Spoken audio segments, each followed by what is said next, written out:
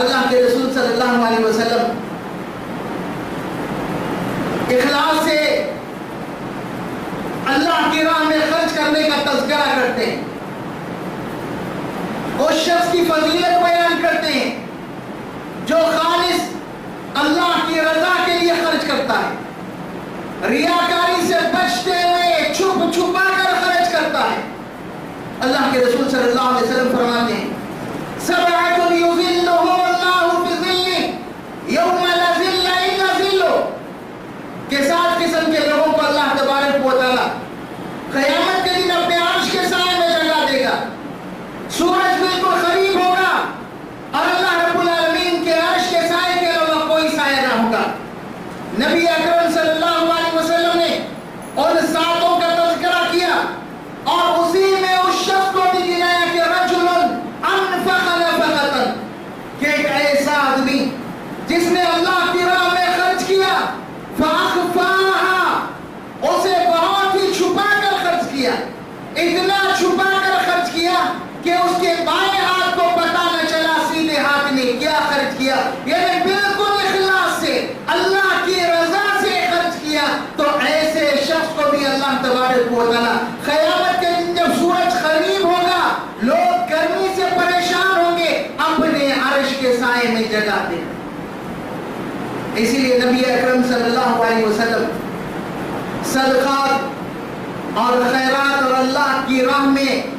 خرچ کرنے کی ترغیب دیتے ہیں، اور ایک مقام پر انسان کو آپ سمجھاتے ہیں کہ یقول ابن آدم مالی مالی، انسان کہتا ہے میرا مال میرا مال، وَأَنَّ مَالَهُ مِن مَالِهِ ثَلَاثٌ، جبکہ حقیقت یہ ہے کہ انسان کا مال 3 طرح کا ہی، انسان سمجھتا ہے کہ اس کے پاس سارے کا سارا مال اس کا اپنا ہے۔ نبی اکرم صلی اللہ علیہ وسلم فرماتے ہیں حقیقت یہ ہے کہ انسان کا 3 طرح کا مال ہی اسی کا ہے۔ سب سے پہلا ما اکل فافنا، کھایا اور ختم کر دیا، جو کھا کر استعمال کر لیا وہ اس کا مال ہوا،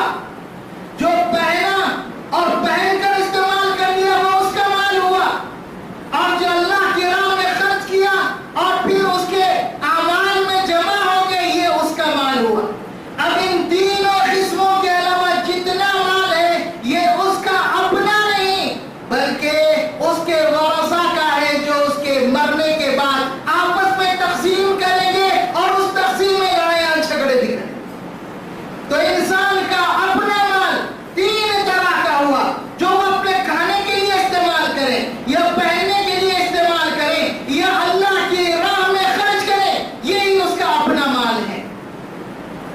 اسی لیے اللہ کے رسول صلی اللہ علیہ وسلم نے ترغیب دی انسان کو خرچ کرنے کی، اور ارشاد فرمایا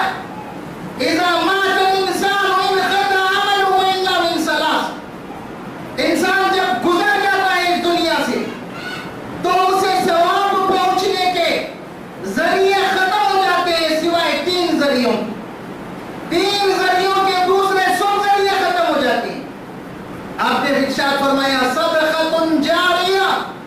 اپنی زندگی میں صدقہ جاریہ کیا، ایسا صدقہ کیا جس سے لوگ فائدہ اٹھا رہے ہوں، جب تک لوگ فائدہ اٹھائیں گے اللہ تبارک و تعالیٰ اس کو بھی اجر دے گا، وہ بھی اجر پاتا رہے گا۔ اور پھر اللہ کے رسول صلی اللہ علیہ وسلم نے فرمایا یا نیک اولاد چھوڑا یا علم چھوڑا، نیک اولاد جب تک دعا کرتی رہے گی اس کا اجر انسان کو ملتا رہے گا، علم پر اس کے لوگ جب تک عمل کرتے رہیں گے اس کا اجر انسان کو ملتا رہے گا۔ اسی لیے اللہ کے رسول صلی اللہ علیہ وسلم نے یہاں پر بھی ترغیب دی کہ انسان کو اللہ کی راہ میں خرچ کرنی چاہیے اور خصوصاً صدقہ جاریہ کا اہتمام کرنی چاہیے جو اس کے موت کے بعد بھی اس کے لیے فائدہ مند ثابت ہو۔ لیکن